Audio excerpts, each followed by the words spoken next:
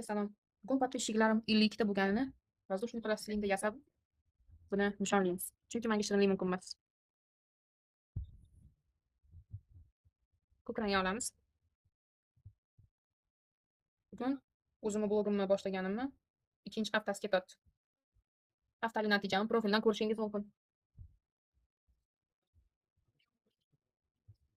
Bu 52 ta podpischiga xususan 42 tadan oshiqroq post qo'ydim.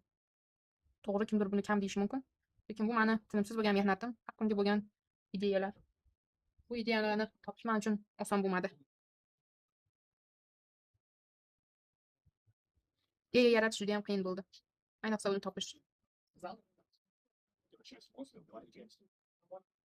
Lekin shunga qaramay men to'xtab qolmadim. Hattoki bir xil kunlar umuman podpischi kelmagan kunlar ham bo'lgan. Lekin men shunda ham to'xtamadim va blogimni yuritishga davom etdim. To'g'ri, hozircha sotuvlar yo'q, lekin bir kun kelib sotuvlar ko'payadi. Men bunga ishonaman.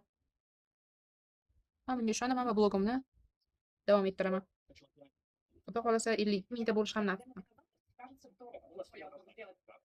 Да, и вот в чем прикол. И типа этого чела приводят как реальное доказательство существования Виндиго. Типа вот, он рассказывал. Но прикол в том, что походу это просто псих убил всю свою семью и прикинулся, что им овладел Виндиго. Что? Вот. Полицейские ему тоже не поверили. Ранее было, его обвинили. 50 ta odamim bilan o'zimni o'zim tabriklayman. Hammaga xayr. Omon qilganlar uchun rahmat.